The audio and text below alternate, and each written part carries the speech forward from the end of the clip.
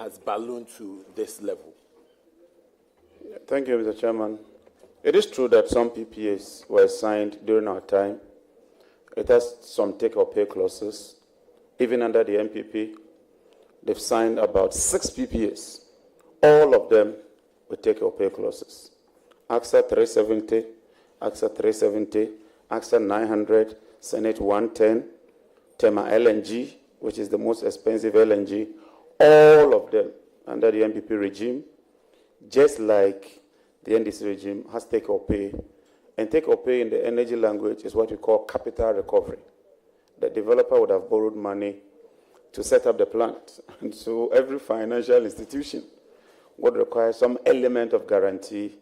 And so that is a fact. It's not an opinion. 2, as to whether these take-or-pays contributed to these debts, I've done a careful analysis of the debt. If you take the gas debt, for instance, our contractual volume with ENI is 270 MMscf. For 4 years now, they've been supplying 340 MMscf. So we are consuming way and above our contractual volumes. So take-or-pay couldn't have been an issue. If you take most of the debts, a chunk of them are power delivered, sold, but revenues not collected. When we live in office, what you call the ATC&C, that's the aggregate technical collection and commercial loss, was 22%. At the transition committee, it came to light that it's ballooned to 40%. And so out of every 100 CD you sell, 40 CD is unaccounted for. And that is largely due, or that's what largely accounts for this huge debt. In fact, I'm leaving Accra today as part of the technical team to meet Letasco. Letasco supplied heavy fuel oil between 2017 to 2021. All that money has not been paid. And so there's a debt of 270 million on account of some of these fuels and guarantees. If you consume fuel, it means that it's not take-or-pay. It means the plant is running. So yes, some element of capacity charge will contribute to your debt, but the chunk and the bulk of the debt is on account of power produced and consumed, but not paid for. Thank you. Yeah, Mr. Chairman, you spoke about ENI. Would you say that the negotiated price at the time of negotiation... Is that your last question? Last but one, Mr. Chairman. No, you are entitled to only 3 questions. You've asked 2 so far, so that is the last question. Please. But you will allow me to bring some small one after this one. You are entitled to 3 questions. Please go ahead and ask your last question.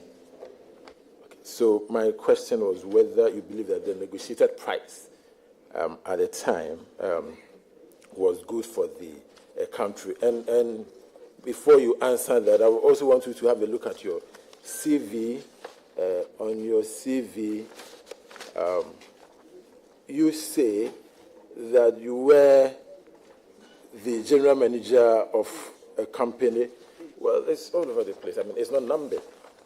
What I have is not numbered, but it's on his professional resume, non-political experience.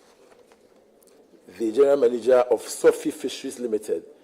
And I don't know whether it's a mistake, because you say that you were from 2005 to 2000. And so if you can have a look at that and see if you intended to actually tell us that was a typo. And then the same on the CV, when you look at the leadership position held and membership of professional bodies, you say you were chairman, Nuclear Energy Program, implementing organizations at the Ministry of Energy until 2017. So I want to know whether you want to confirm to the committee that at 2017, when Anadu was the president, you were the chairman of this committee. So those are the... Thank you. Mr. Chairman, I left office on the 6th of January 2017. Okay. So 2017, I would have been in office, except that I left on the 6th of January 2017. Okay.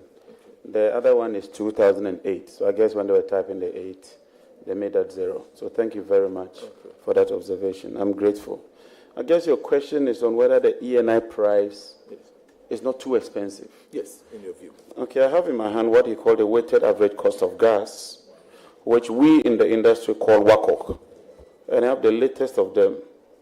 if you take the price, which is the cost, so you have what you call the commodity cost, the transportation, and everything, which then becomes commingled gas and is piped. But then you can get the individual prices.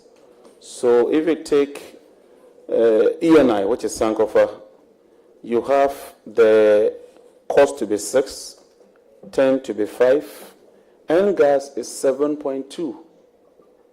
And gas is 7.2. Tema LNG, which was signed by the MPP, is 8.3. So I am of the view Ghana gas is 0 because Jubilee was 0 rated for a period of time. So I am of the view that the Sankofa price of 6 is not the most expensive. That is one. 2 is that you just don't look at the price of a field. Is it associated gas? Is it mainly crude oil production or mainly gas? If it's mainly gas, then the gas has to compensate for the cost of the development. And if you read the 2022-2023 reports by the upstream players, they confirm that in 2022 alone, we consumed 107 BCF of gas from our fields. If you did not consume that gas, you'd have consumed 20 million barrels of light crude oil. If you do what you call import substitution or parity, this country saved $1.2 billion from consuming that gas. So I hold the view that you might have an opinion that the gas is expensive, another one might have an opinion that it's not expensive. But if you are saving 1.2 billion from import substitution from light crude when using gas, I hold the view that that gas is competitive. It came before this House. This House debated it and approved it. Thank you, Mr. Chairman. Thank you very much. It's now the turn of Dr. Kabiru. Wale. Thank you very much, Mr. Chairman. And I will just, before I start, congratulate my senior brother and alumni of University for Development Studies for such an achievement. That said, I would also want to seek the guidance of the chair as to whether will be allowed a follow-up question.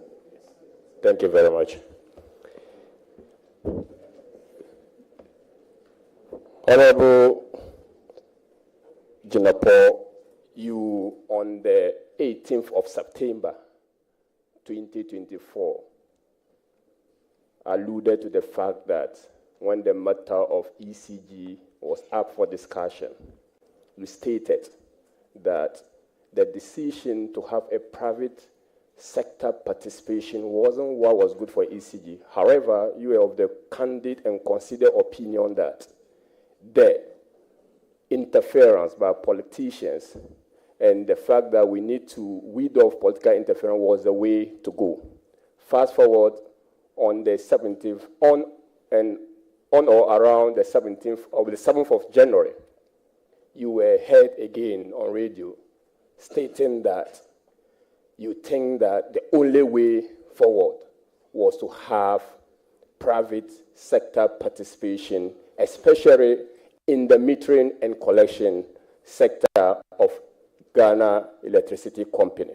Now, my question to you is, and you back this particular position with the fact that ATC and C, which you just alluded for, and for the benefit of Hansard, we are talking of aggregate technical, commercial, and collection losses, was 40%. Could you please give this committee the breakdown of these 40% losses in terms of ATC and C in the various sectors of that particular aggregate figure? I'll do that. Mr. Chairman, first of all, I'm surprised that this allegation has been leveled against me because I've remained consistent that there should be a private sector participant in the distribution, especially, like you said, billing and collection. When I was deputy minister, I led the process. When Honorable Satekwe became my supervising minister, he made me lead the process of privatization. I led the team to India, I led the team to Uganda, and led the team to Kenya to learn from best practices. And so I'm surprised. And let me put on record that I've been very consistent that we need private sector participation at the distribution level, except that I disagreed with the format of the PDS, and I maintain that we can do it better. The ATC&C, I think it's about 23% for the technical, and the remaining is the commercial, which sums it up to the 40%. Thank you. Yeah, Yes, Mr. you said you Speaker. have a follow-up. Yes, a question. follow-up. Okay, go ahead. During transition, you were handed over with a KPMG report of the audit of the operations of ECG. And that report puts the figure at 37.7%. And if the committee will be guided, it is the product of the billing efficiency and the collection efficiency. Can you confirm that to the committee? I was not handed over a KPMG report, but 37 and 40, the difference is not that much. But I wasn't handed over a KPMG report. I asked a direct question as co-chair to ECG, and they told me that the losses was around 40%. But if you have a KPMG report, I would like to read it to enrich my knowledge. Thank you. Honorable Minority Leader has a follow-up question on that. Honorable Nominee,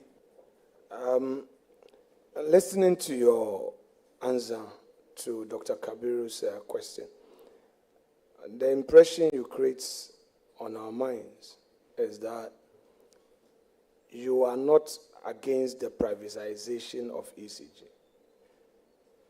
From what you said, you are against the PDS in terms of the approach. So can you tell us then whether your government is for the privatization, the full privatization of ECG? We believe that they should Honorable be. Nominee. Go ahead. Thank you, Chairman. We believe there should be private sector participation. What we intend to do is to form a 7-member committee chaired by technical experts, legal experts, financial experts, and some industry players, and even somebody from the consumer side. What we want them to do is to get us a framework, looking at best practices. Would the concession approach work or a full privatization work? We will stay off as politicians, let them get the framework in a more transparent, open, frank manner. Then, when we get a buy-in of Ghanaians, then we can set the standards using an RFQ or an RFP, and then a competitive tender process. Let me make this clear. We are not going to do sole sourcing when it comes to the ECG private sector participation. Competitive tender process with some element of private sector participation using local content, and then we set the KPIs so we make progress. And so we are clear in our minds what we intend to do. Thank you very much, Mr. Chairman. Thank you, too. He has a further follow-up question. Honorable Nominee, so can you let us know the time frame for this engagement? Because Ghanaians will be anxious to know. What's the time frame you are looking at? The preliminary work we have done is that my target is to push for 6 months, but I do not want to stampede the committee if I'm fortunate to get your approval. But give and take within this year, we should be able to do that because there are lessons that we've learned from the previous concession. And so that will be the building block. But like I said, we want to do that in a very transparent, open manner and get the best for this country. Thank you. Thank you very much. We now take a question from Honorable Asika Dongo. Mr. Speaker, I've not... Okay. Any questions? It's now the turn of Honorable Asika Dongo. Thank you very much, Chairman. First, I want to congratulate my younger brother and to commend him for the speed with which he supported the president to resolve this issue. I have heard you mention some numbers. You said the bill we left was about $2.1 billion, and you translated that to about 9 billion Ghana cedis. But you said today is about 3 billion. Can you situate that in our reporting currency? What does that mean? $3 billion means what in cities? Mr. Chairman, when you use an exchange rate of, say, 15, that's 45 billion. So in Ghana City, we've moved from about 9 billion to 45 billion. It would have been worse. What is even kept it at the 45 billion is that another 45 billion has been collected on account of the Energy Sector Levies Act. So, but for the 45 billion that has accrued to the President Akufo-Addo government, the debt would have compounded, and that would have been much, much higher. But despite that, the debt today is about 45 billion Ghana cedi. So in addition to the 45 billion cedis, you are entitled to a question. I'm sorry. May I give the floor to Roxanne Nelson Dapamapo? Chairman, thank you very much. Let me use the opportunity to congratulate my brother. We entered Parliament together. We worked together. And we constituted the famous 7. And I know that he will deliver. Thank you very much, Mr. Chairman. Thank you very much. Give the floor to Ayine Sam. One question. Thank you, Mr. Chair, and congratulations, JJ. I come from a rural area. Till date, there are communities that do not have meters.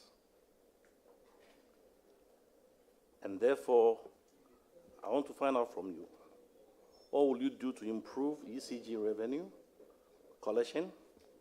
And will you support a proposal to phase out all postpaid meters to prepaid ones? Thank you. Thank you, Mr. Chairman. Mr. Chairman, the ideal way, like you said, is to get prepayment meters, especially smart meters that can mimic all the requirements that you need. My meeting with ECG indicates that they have about 5.2 million meters. 4.8 are active. About 3 million of them are not working properly.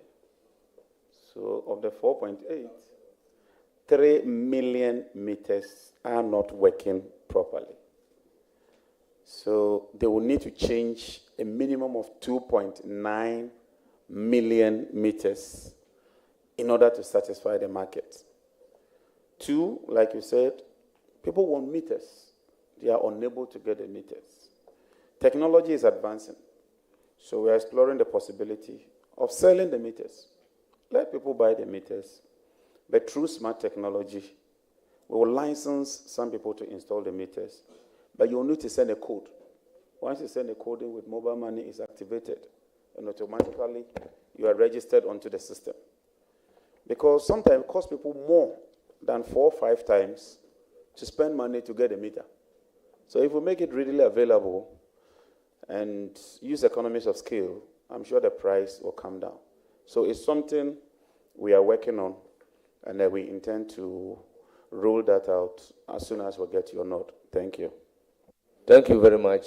It's now the turn of Honorable Agnes Namumulate. Thank you very much, Mr. Chair. Let me take the opportunity to also congratulate the honorable member on his nomination. There's something that is on the hearts and minds of most Ghanaians. And if we all have a way, we'll contribute to ensuring that it doesn't become a headache again. The issue of the inconsistency in the power supply, given the nod, what are you going to do? I have seen you do take some pragmatic steps to aid the president. In the long term, what will you do to ensure that our power and our electricity supply stays on? Thank you. Thank you very much. Honorable nominee, what will you do to ensure our power stays on? Thank you, Mr. Chairman. Mr. Chairman, we have a current installed capacity of about 5,260 megawatts, a dependable capacity of about 4,800 megawatts. We've just hit a new peak demand of 4,100 megawatts. Our grid system is very, very resilient. We've upgraded a lot of our lines from 161 to 330 and 331 kVA lines. So they are quite robust with a lot of injection of primary substations. The first problem we need to address is the issue of fuel. Fuel supply is a major, major problem confronting the sector. Currently, we have a deficit of about 40 to 60 mm-scarf of gas. If you take the gas from ENI, gas from Jubilee 10, and then gas from N-gas, and you put all together, you still have a deficit. And so you've had to be depending on some level of light crude oil, some level of heavy fuel oil, and some level of distillate fuel oil. Our immediate objective will be to bridge that gap. We've met Jubilee partners, we've spoken to the partners and the operators, Talo. We've also spoken to Ghana Gas. They are currently doing 100 mm-scarf. We are confident that if they do some reconditioning, they can increase it to about 35 more. And that will give us a lot of buffer. So once we solve the fuel situation, and we have some liquid fuel reserves as a backup, we should be okay. The next one will be to deal with the financial challenges. I've gotten a letter from Car Power. We owe them $377 million. They are threatening to shut down. Talo over 100 million, they are threatening to cut back. ENI is threatening. So we need to deal with the financial challenge. So these two, if we can get them right, we should be home and dry. Last year alone, Ministry of Finance spent about $28 billion on energy sector-related payments. That's more than your capital expenditure, including even your goods and services. So we have to look at how to drill down and bring about efficiency and be able to pay for what we consume. Thank you. Thank you very much. Minority Leader, have a follow-up question. Chairman, thank you so much. Honorable nominee, though on the letter was Minister of Energy, but if you look at the executive instrument, it's adding something to your portfolio. You are aware of that? Leader, with the greatest respect, I've seen it, but I'm only a nominee. No, I'm saying whether you are aware. I'm aware. We'll deal with it. We'll deal with it later. Let me go ahead with my follow-up question. So, on the 7th of January, 2025, I am reliably informed that on the said date, the light crude oil Ascent Power was for a period of 23 days. Do you agree to that? Yes, Leader. Very well. If it was for 23 days, as you agree, then are you equally aware that GMPC, which has a contract with Stratcon for the supply of 12 million liters of HFO, is still supplying this to AXA? You are aware? I've checked on that, and GMPC has indicated that they don't have a contract with Stratcon to supply those liters. Thank you. But do they take such supplies if they don't have such contract? Is there an arrangement where these supplies are delivered to them? I've done my checks, and I can tell you that based on my check, there's no such arrangement. Now, would you be surprised to hear that on the 6th of January, it's a follow-up on the 6th of January, they supplied 19,561 tons? I will not be surprised, and that's one of the issues I intend to investigate when you approve me. Okay. It's a subject matter for investigation. All right. Thank you. So have you become aware? No, Leader, you know the rules.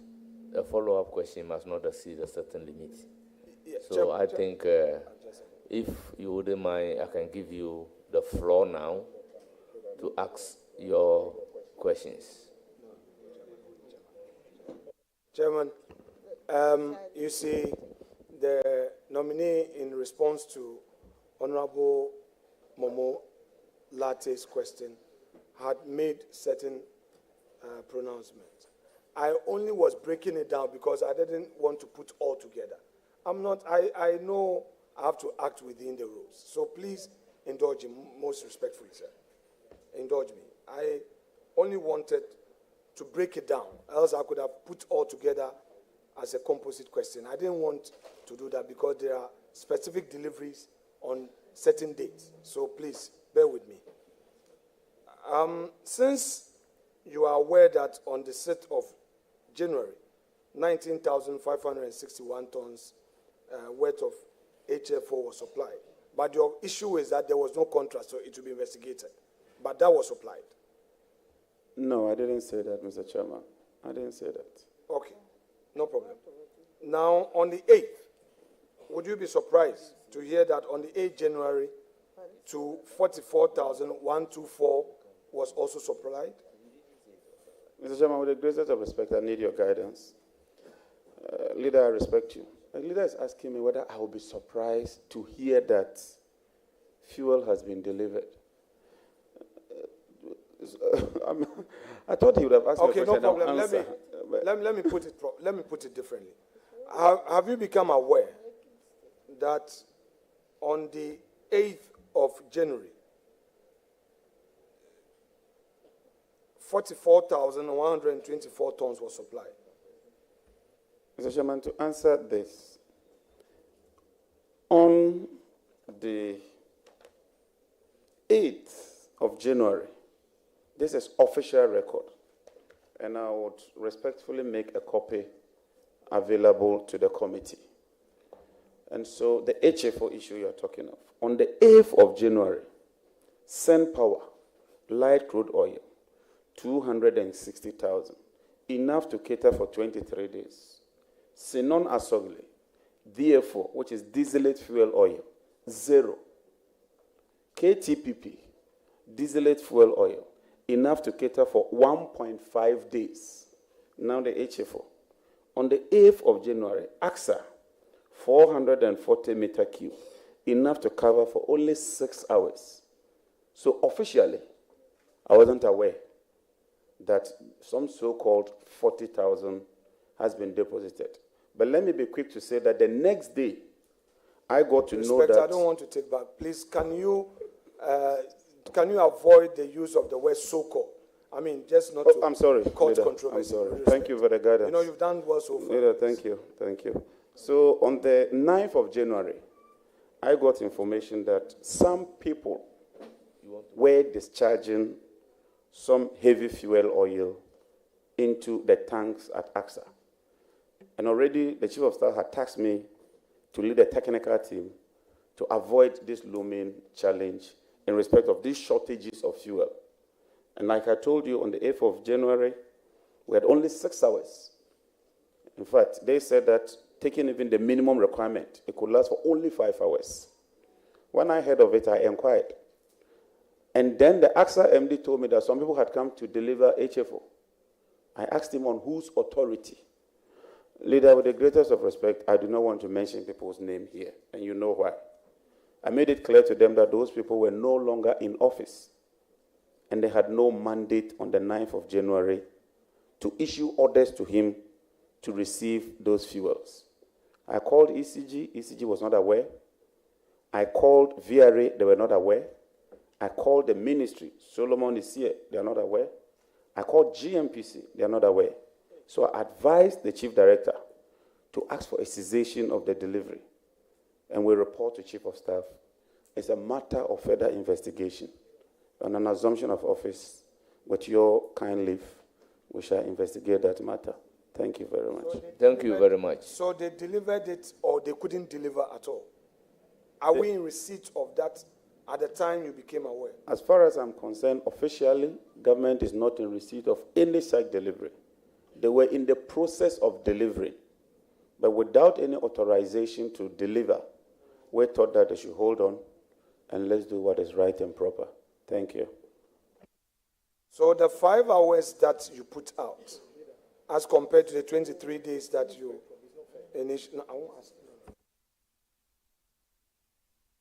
Okay. Leader, take the floor, take the floor. So the 5 days that was originally out, you know, when the inauguration took place at the Independence Square, the media reported that you had alleged or you had said that we had only some 5 days of fuel. 5 hours, yes, 5 hours. Considering the fact that in your answer to me, you had indicated that SemPower had fuel that could last us for 23 days. Would you want to reconcile the 5 hours and the 23 days, or would you want to shed some more light on it for clarity's sake? Mr. Chairman, there's nothing to reconcile. I was specific. I said we have 5 hours of HFO, and it's true. We had 5 hours of HFO. I said we had 0 hours of DFO for Sedona Sogli, and it's true. I gave a breakdown, but I don't develop the headlines. I don't write the stories. The recording is there, and the truth is that we have 5 hours of HFO. And if there's any problem with gas supplies, we are going to lose as much as 370 megawatts in 5 hours' time, which will lead to load shedding. And so as far as I'm concerned, that is the fact. Thank you. Honorable Shabu, it's now your turn. You have the floor. Thank you very much, Mr. Chairman. Mr. Chairman, let me use the opportunity to congratulate my younger brother for this great feat, a position well deserved. Mr. Chairman, I mean, listening to the honorable nominee, the biggest challenge he's coming to face. Of course, let me put on record that the ministry you left 8 years ago, you will not meet the same thing when you get there tomorrow. I mean, you have said it. The energy sector debts alone is so enormous. Now, we've zeroed down to various. Now, in the value chain, you have a very critical player there, which is ECG, which unfortunately is the weakest link. And that's the reason why we have these challenges. To quote your own words, the power is produced and delivered. It is sold, but the revenue is not collected as efficiently as we can. Clearly, it boils down to accountability and efficiency. Now, you have also zeroed down to the fact that you are not averse to privatization. Indeed, His Excellency, when he met the World Bank a week ago, representatives, he made it clear that privatization was the way to go. Would you consider, taking into account, we have been preaching about local content, would you consider looking at institutional investors like SNET, like NAT, and the rest? Would you consider them when you want to do the privatization? Thank you very much, Mr. Chairman. Mr. Chairman, that would be the most ideal. If we could get institutions in Ghana taking up shares and getting a technical competent company, even from outside, it means that there will be a lot of value retention. The main problem with ECG is not just the collection, but even how they spend or administer what they collect. They collect on average about 1.3 billion cedis every month. Only 850 million or 900 million goes into the cash waterfall mechanism.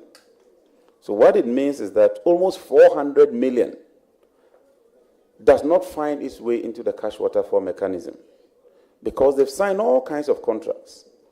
Yesterday at the meeting, it came to light that they have 2,500 containers sitting at the ports. Contracts worth 9 billion has been signed.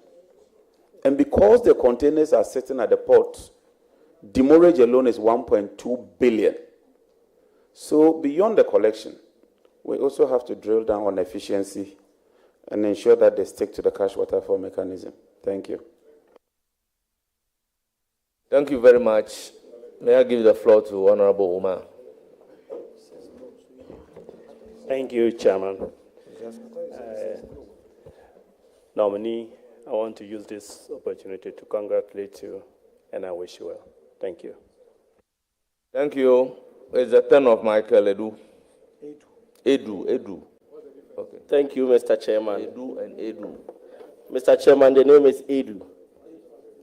Thank you very much. A-I-D-O-O. What's the spelling of Edu? A-D-U.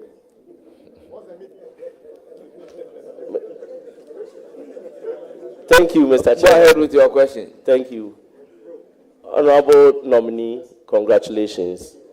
Looking at your CV with your experience and vast background in the energy sector, I believe you'll be conversant with the questions I'm going to ask. One of the major challenges... Are you saying questions? Yes. Please, we are entitled to a question. Okay. One of the major challenges in the downstream petroleum sector is the issue of forex. And on the 11th of January 2023, you published a post on Facebook, which you said that the G4O, that's the good for oil policy, was opaque, clandestine, and a charade. And then you also said that it's going to promote smuggling of gold across Ghana's borders. And then in the same post, you said from all analysis, it is obvious this policy is not well thought through.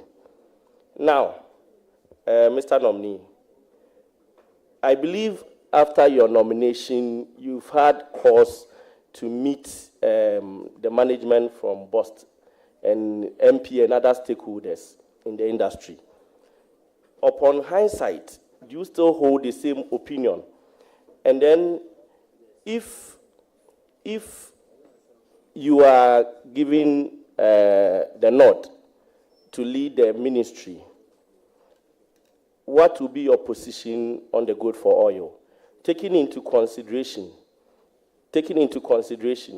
that most of the importers who are bringing fuel to Ghana, one of the issues they look at is the issue Honorable member, his position on gold for oil. Is that not the question? I'm not done, Chairman. I'm not done. Chairman, I'm rounding up. Chairman, respectfully, I'm rounding up. Is that the question I'm asking? No, I'm not done. Question? The question is coming. So, what do you mean by what is your position on gold for oil? It's the same question. So let me round up. Thank you, Chairman. Well, I will forgive you because you are a first timer. So, considering that most of the importers consider the issue of forex as an issue when dealing with BOST, and the good for oil came to mitigate that issue, and there is scarcity of forex. And in a month, we need about 400 million USD to import petroleum products. So what would be your position on the good for oil policy? And how are you going to fix the issue of forex for importers and Honorable nominee. Thank you very much. Honorable nominee, I believe the question is, what is your position on gold for oil? You can ignore the commentaries and proceed to answer the question. Mr. Chairman, I refer to 28th November 2023 publication.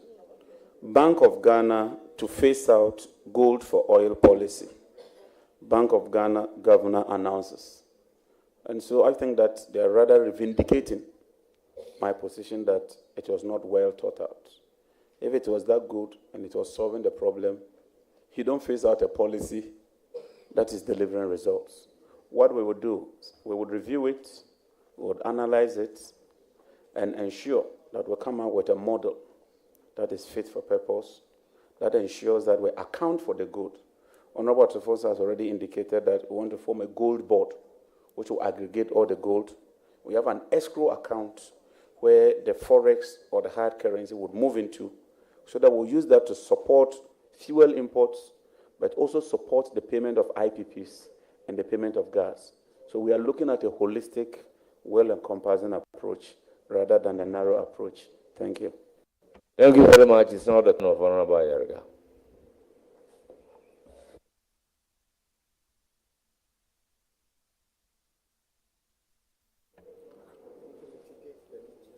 Congratulations, Dr. John Jinapor.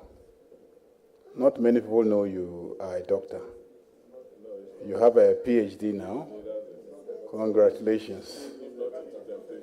So, some people envy your CV. Some people envy your CV, but it's a very rich CV. I had the opportunity to work with you during the transition exercise. You actually, on my behalf, led the Energy and Natural Resources subcommittee.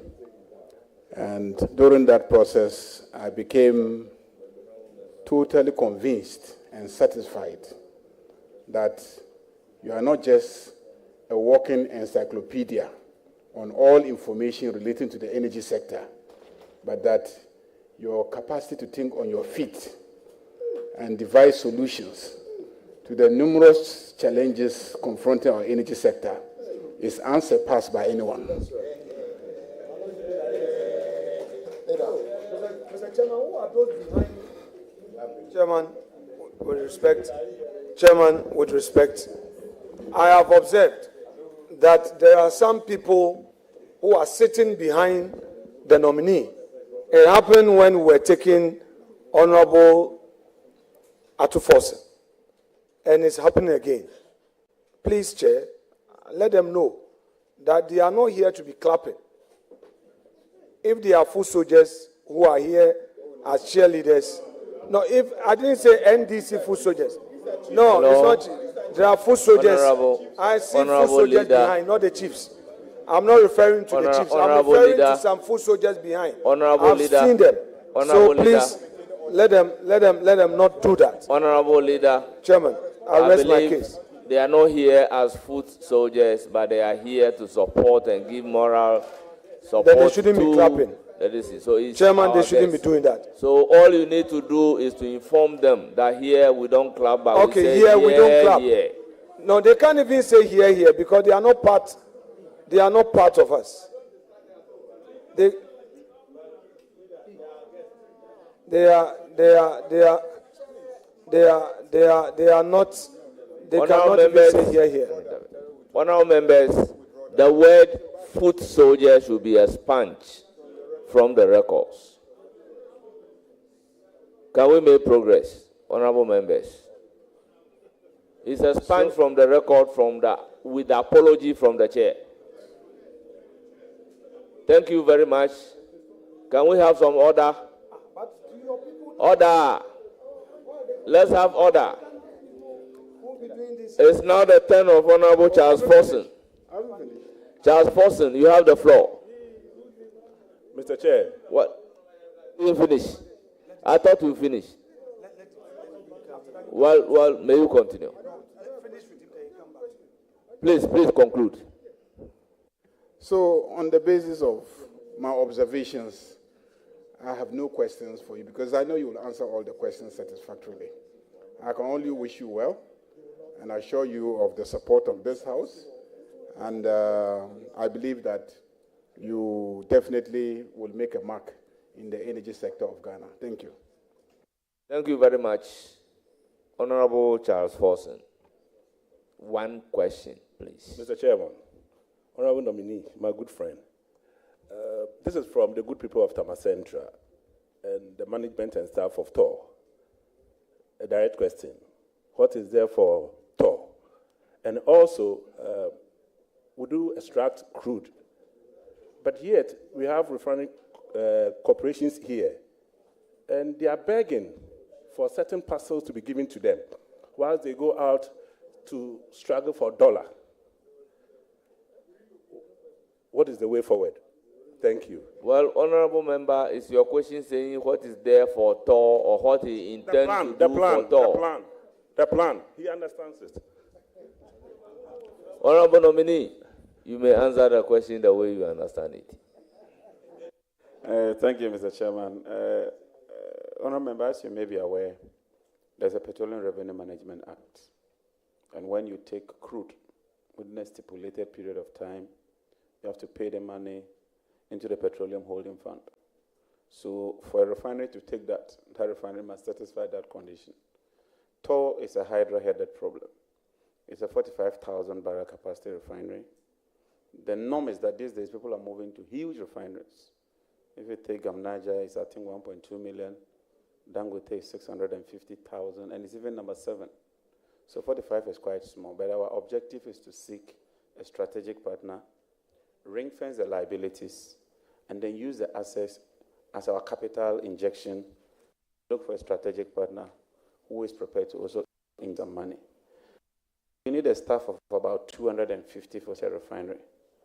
Currently, the staff are over 700.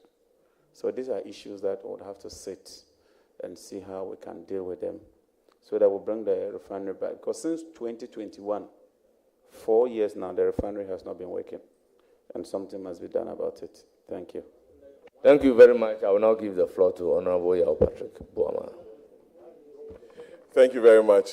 Let me congratulate my very, very, very good brother, JJ. Congratulations. JJ, a lot of questions have been asked of you on the downstream. Let me take you to the upstream sector. And I'm sure, as a man who grew up in Mampong, you know about the Voltairean Basin program. I know you've been briefed by the ministry and officials from GMPC about the program around Mampong Agogo area. What do you know of the Voltairean Basin program, and how do you intend to add value to what your predecessors did, and how you intend to ensure that it comes on full stream to add to the revenue base of the country in the energy sector? Thank you. Thank you, Mr. Chairman. You are right, because in the upstream sector, crude oil volumes are declining rapidly. From a peak of 71 million barrels in 2019, 2023, we did only 48 million. So there's a sharp decline of 32%. And if nothing is done, the upstream sector will collapse. In the Voltairean Basin, I'm told they've shot or shoot some 2D seismic data. I'm also told that they've done some parcels of allocation, which ought to come to Parliament. I intend that we'll review that immediately, within days or weeks. If I get your nod and I'm sworn in. If we review them and we find those agreements satisfactory, we'll immediately come to Parliament. But I hold the view that we should relook at 919. All our neighbors, their current and participating interest is 10%. And as we move through the energy transition, you must quickly tap your stranded assets. So we will do a stakeholder engagement and get a buy-in of Ghanaians and incentivize the upstream players to invest, because it's very expensive. And that is something that we intend to pursue aggressively, even as we go through the energy transition. Thank you. Very much. Any further question? Yes, Minister, this is also on the upstream sector, which has seen some little or no investment in the sector. And I want you to tell Ghanaians some of the strategies you want to put in place to attract some of the big players in the upstream sector, like ExxonMobil. They came in and left to Guyana. We all know the issues around it. So what are some of the steps that your good self will be putting in place? You just mentioned that you are going to Dubai to meet with Letasco. And we want to find out what strategies you are going to put in place to attract some of the big players, since investment in that sector has gone down a bit. Thank you. Thank you. So first is the incentives. We have a standard incentives for all the fields. That cannot work, because you have deep water, you have ultra deep, and you have shallow water. It's more expensive and technologically demanding to do deep water. So the incentives for deep water should be different from that for shallow water. Then the acreage, the size. Our information is that it's too small, so we need to increase it. And some other incentives, but more importantly, is the posturing of government. These legal cases that we are losing in court, it hurts us a lot. The first option should be to negotiate. ENI went to court, we lost. Talo went to court, we lost. GPGC went to court, we lost. Sahara went to court, we lost. It's just one too many. So we intend to sit around the table and dialogue. The trip we're going, we're meeting Luke Oil to work on the Peckham field with AFC and the others. So the first option is to try and sit around the table, find out the real problems, and try to resolve them. I'm sure some of these basic interventions, if we can put them right, we can turn the clock around and attract the oil majors. Thank you. Thank you very much. Any further questions? Yes, fine. But before then, little or no investment on part of government of the Republic of Ghana. Is that the understanding? No. Chairman. Not necessarily, Chairman. That's why we have SPLOCO. And SPLOCO is the commercial wing of GMPC. Very well. Which must take a stake Very in some well. of these fields. Just for you to clarify the point. Thank you very much. Chairman, you are being... Last question. You are playing the liberal role very well. You are now the Michaelasian of the caucus or committee. So I'm no longer a striker. I'm now playing a liberal. JJ, I'm used to JJ, sorry. Honourable Minister, Designate. My last question. What are your primary objectives, or what do you want the country to remember you for? Within the next 4 years, I pray to God you are not reshuffled in the energy sector, that during John Jinapor's era, issues of power theft, issues of transmission losses, no meter, arbitration issues in the power sector. What do you want Ghanaians to remember you for within the next 4 years as one of the youngest ministers of energy in the Republic of Ghana? I wish you the very best, my good friend. Thank you. Thank you. Your answer to the convoluted question. Mr. Chairman, I must admit that it's a very difficult job.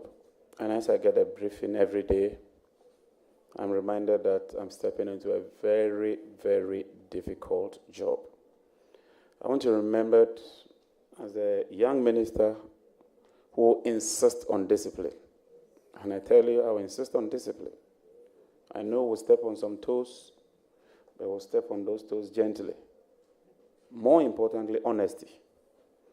And then I want to approach this work with integrity, hard work, but with humility. I'll do my best.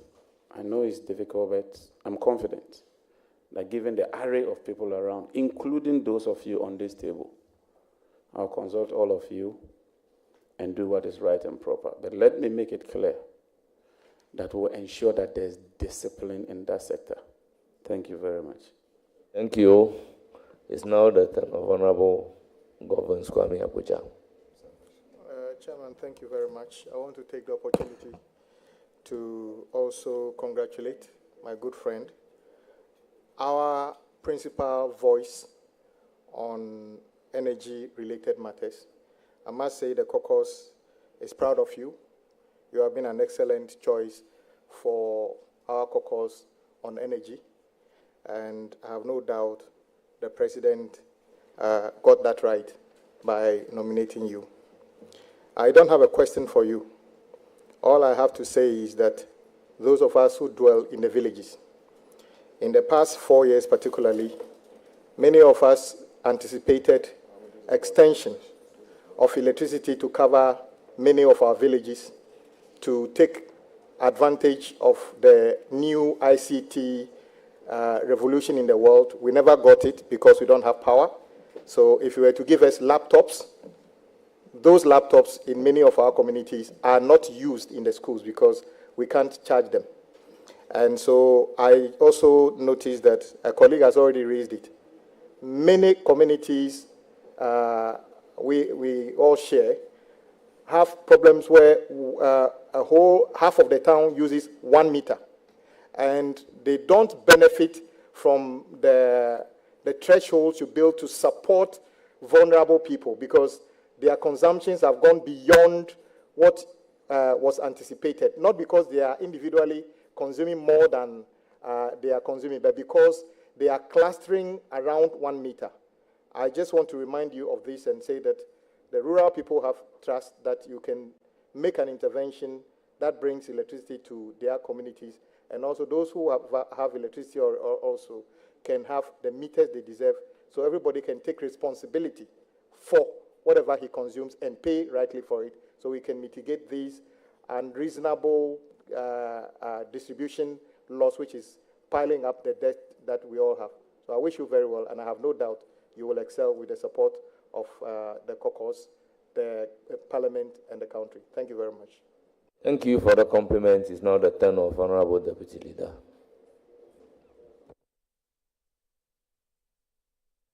Very much, Honorable Jinapor, and I wish to take this opportunity to congratulate you for your nomination as the Minister Designate for Energy. I'd like to commence this interrogation by going through your CV on item number 6, V, item number 6V.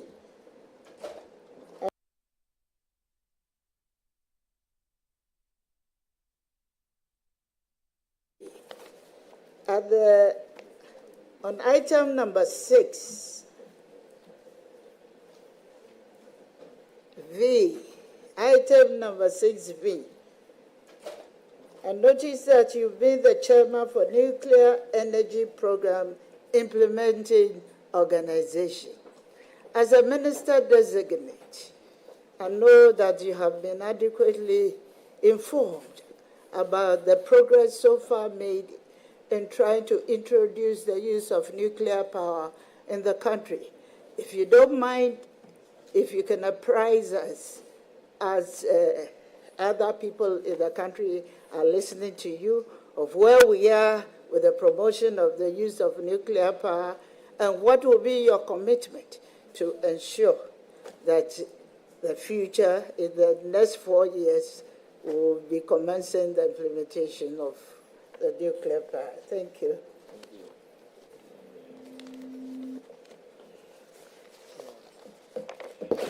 It's now the turn of Honorable Deputy Majority Leader. Please provide answer to the question. Thank you. Okay. Thank you. Deputy Leader, it's true, I chaired NEPIO. At my last briefing, they've identified 2 sites. They've also identified 2 countries, China and the USA, and they've identified 2 technologies. The bigger nuclear plant, which can give you about 1,200 to 1,400 megawatts, and the modular plants, which gives you just 100, 100, 100, 100. And so in South Africa, they use what they call pebble bed. So the option is to look at the smaller ones. They are easier to manage, they are modular, and they can deal with them. But like you said, I asked them a specific question. Can we switch power on before we leave office? And nuclear has serious milestones. And so the information I have is that the earliest we can get power from nuclear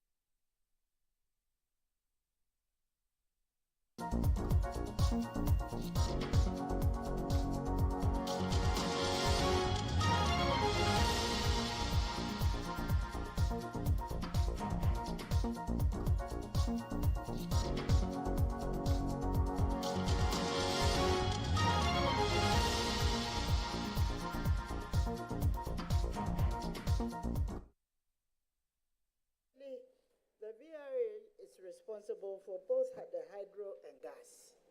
Does it mean that you are leaving everything for them for both BUI and VRA and will be operating alongside if you are having just one company as an energy? Thank you. Consolidate them and then increase specialization and efficiency, because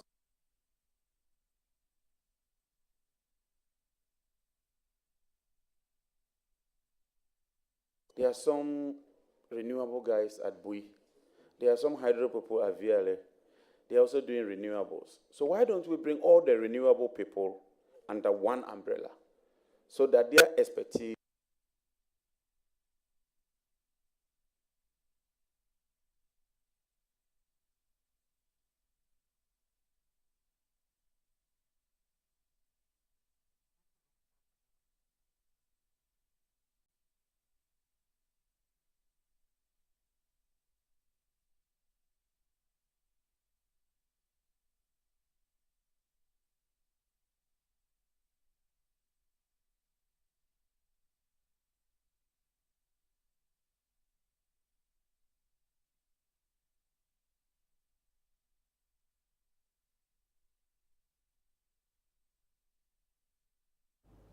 This is Channel 1 Television. My name is Nanatufo Boateng, and you're watching our live coverage of the ministerial vetting. President John Dramani Mahama has nominated 3 persons to head the Ministries of Finance, Energy, Justice and Attorney General's departments. These 3, Dr. Cassiola Forson for the Finance Ministry, John Jinapor for the Energy Ministry, and Dr. Dominic Ayine for the Attorney General and Minister for Justice.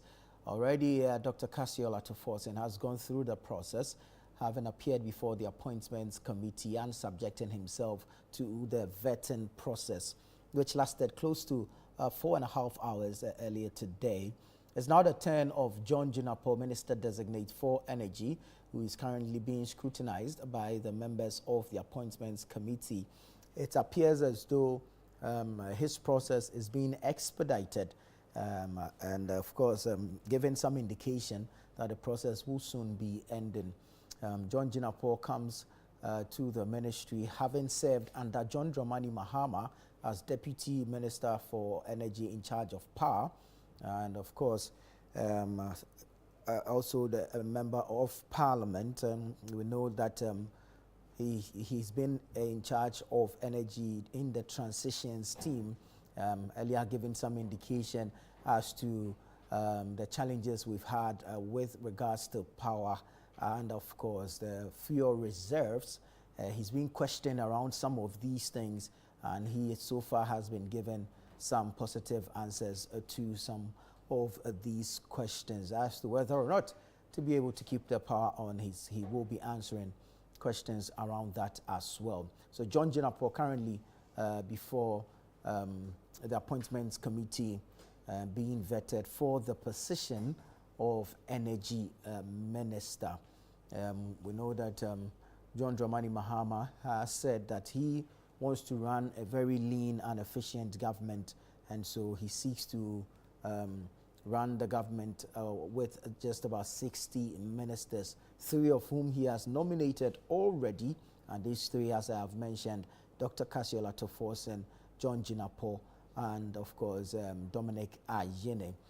We're waiting to see how the vetting will pan out because he's yet to answer questions from leadership, which will include Emmanuel Amakofibua, Vice Chair of the committee, the minority leader and ranking member on the committee, Alexander Penyomarkin. We've heard Patricia PJ put some questions before the minister designate, and then of course the chairman will also pass some comments before discharging the minister designate upon satisfaction.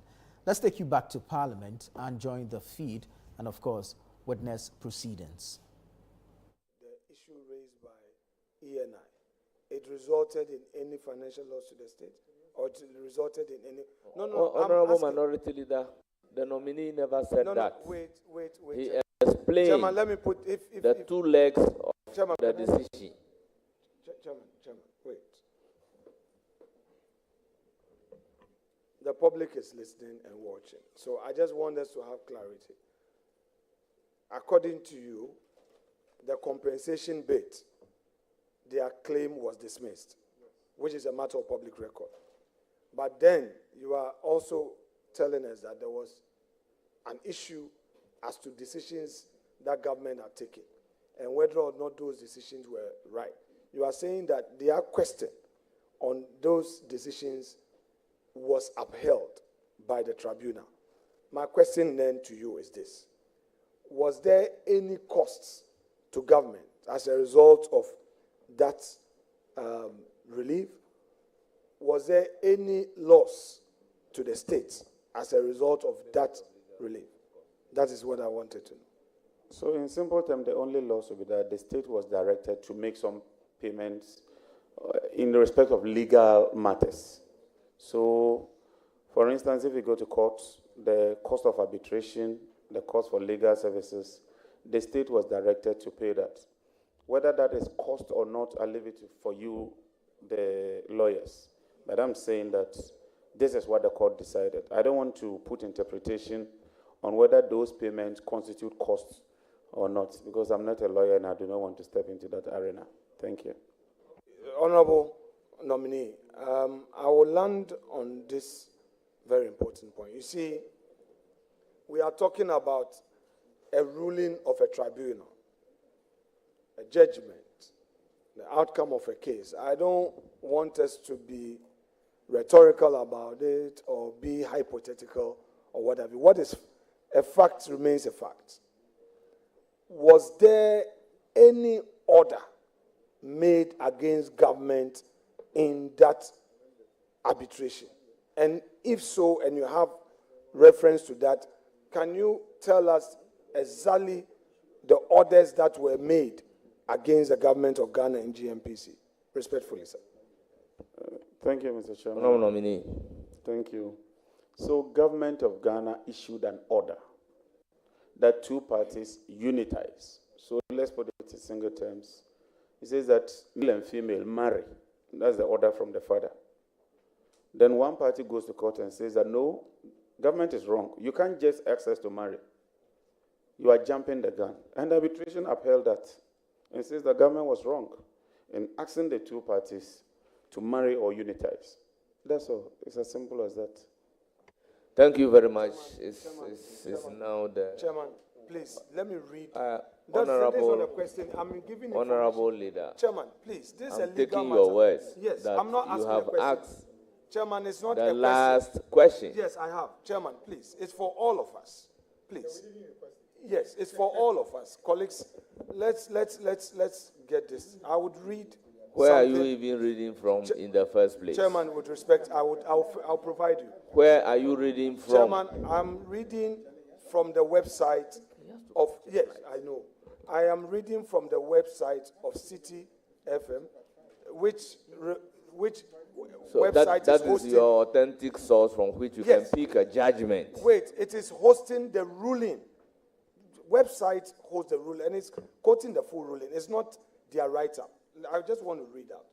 The tribunal denied the claimant, ENI and Vitor, their monetary damages, which initially stood at $7 billion, but were later reduced to $950 million plus interest by the end of the proceedings. The tribunal dismissed all claims against GMPC entirely. Additionally, the tribunal rejected the claimant's request to declare that Ghana breached petroleum agreement by refusing to withdraw or prevent reliance by third parties on the unitization directive. The tribunal also dismissed the claimant's request for Ghana to notify the High Court, Court of Appeal, and Supreme Court of Ghana that the unitization directives were issued in breach of the petroleum agreement. I mean, this is a matter that I'm lifting directly from the ruling. I just want to bring it to our collective attention. So I'm just saying that there was no such claim, such order made against any of the respondents from the ruling. Well, we'll take I'm your not asking words. you, Be brief. but Be brief. I'm putting it out as a fact. Be brief, honorable nominee. Honorable Fanyabaka, it does appear that maybe because you were in a hurry to read, you jumped one line. Let me just read that for you. Please go about. However, the tribunal find that in the circumstance in which they were issued, the unitization directive breached the petroleum agreement. Simple. It's on the City FM thing. It's there. The very one you are reading. It's there. I didn't say it. Colleague, I will not want, which is a legal matter. The So last I'll I will leave it do. for you. No. The last I will do is to trade my profession. I will not. I will not. I am reading up to the end. I am reading up to the end. Respectfully, it reads that the tribunal dismissed all claims against the GMPC entirely. In the minimum, my law is okay. Additionally, the tribunal rejected the claimant's request to declare that Ghana breached the petroleum agreement by refusing to withdraw or prevent reliance by third parties on the unitization directives. The last paragraph. And I'm not running away from any paragraph. I wouldn't want to put my reputation on the line on this. The last paragraph reads, the tribunal also dismissed the claimant's request for Ghana to notify the High Court, Court of Appeal, and Supreme Court of Ghana that the unitization directives were issued in breach of the petroleum agreement. Gentlemen, thank you very much for the education. Once you give me the nomination, I'll consult the Attorney General. The Attorney General will guide me. Thank you very much. Well, thank you very much. In the midst of the disagreement, I'll give the opportunity to Honorable Ayariga to read what he's also having. Please go ahead and read. No, it's not about opening the Pandora's box. Why? He's read something he claims to be the outcome of the litigation. This is the report.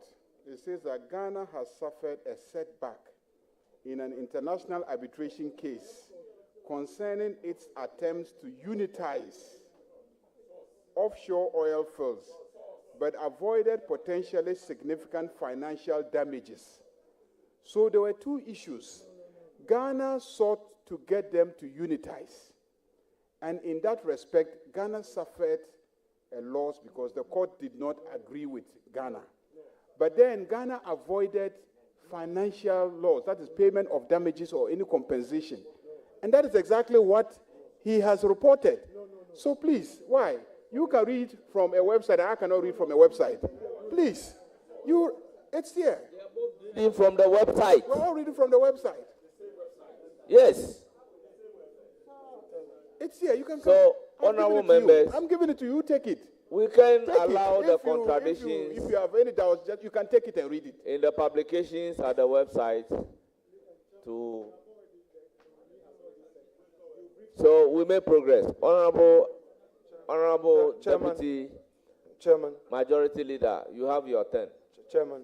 Minority Leader, Chairman, I plead Chairman, with you yes, with all Chairman, due I'm respect. pleading with Let you. us not argue Chairman, the Chairman, veracity I will or not- otherwise of various publications Chairman, that you are relying upon. Chairman, So, Chairman, please oblige me. Honorable Chairman, Leader, Chairman, let us be please, guided Chairman, by I the will. provisions of the Constitution in Chairman. Article 78 and Chairman, 94.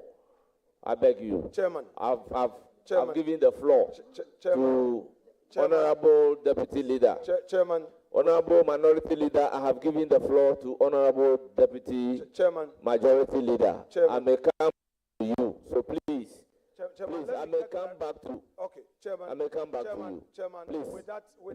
With that said, I will rest my case Yes. to allow So, you Honorable to Amabua. come back and deal with this Amabua. matter. Thank you. Yes, what is? Chairman, people are watching us. Right from the beginning, the respected minority leader kept asking to be indulged. He would end his presentation and ask for just a small opportunity to make one point, and then that becomes a whole new presentation. And he keeps insisting, indulge me, indulge me. And even when you give opportunity to somebody, to speak, he will make sure that you give him the opportunity. Right now, his 10 has passed. I didn't expect you to say that when the Honorable Boa finished, you're going to give him another opportunity. He will start Honorable Member, I know what I am doing. So please, it's now the turn of Honorable Boa. Today, we beg you. Honorable Boa, you have the floor. Honorable John Abdullah Jinapor, congratulations. You first work in the Ministry of Energy as my deputy, and I am very, very proud of you. I think that you are sitting in that chair because you were dedicated, you focused on humility, and worked your way up. You became our ranking and you led a team very, very well. And so there's no doubt in my mind that you're going to be a very successful energy minister. I have 3 things that I want to guide you. You may not even answer them. But you know that the upstream sector is in complete disarray. With all the big players gone, oil production has declined over 37% and continuing. The last 8 years, the 3 producing fields that we brought on stream, nothing has been added. You talked a lot about the challenges and the court cases you've lost. And so I hope that will really engage your attention and the strategies to increase oil production and bring the big boys back. And I know that you've talked about that. We need to really get to gas efficiency and make sure we get gas security. That is the key to the energy sector. And I'm very sure that you focus on that as well. I think you've talked about the indebtedness. I'm sure you will tell us that when we were leaving power, how much we left in debt, and whether or not it's true that we left $5 billion. The issue of renewable energy in an energy transition is critical, and that's probably why the energy sector is now energy and then the transition. And so I believe that you really add the issue of renewable energy as well. The last point is the issue of SML and all the issue of transparency that came up. I believe that we will look into that issue and address it so it doesn't happen again. On that note, I wish you all the best, and there's no doubt that you'll be successful. Thank you. Any short response? I cannot but thank Honorable Boa. I stepped into that ministry knowing nothing about energy, but he's been very, very useful as a mentor, and I can only thank him. The only thing I've learned from him is hard work, and so I thank him very well. Thank you. Thank you. Any closing remark from the minority? We've come to the end.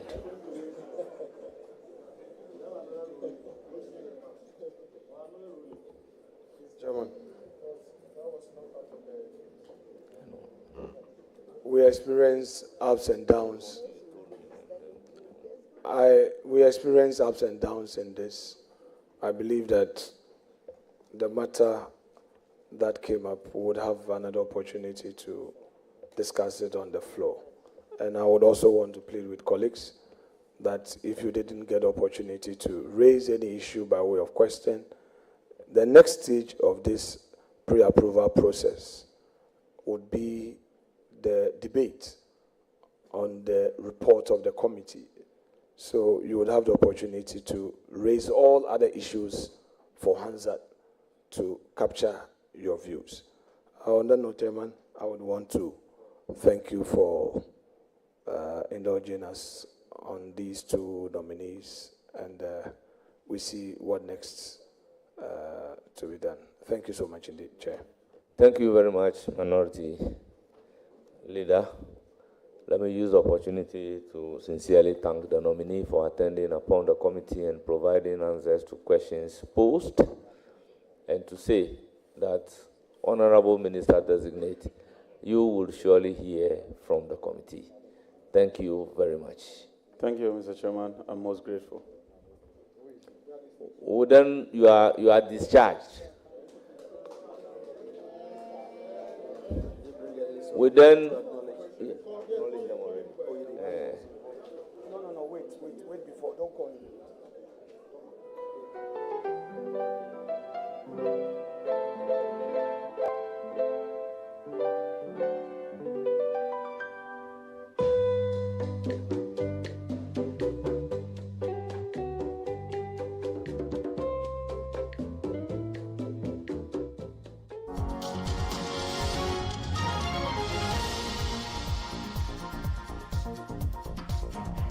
you.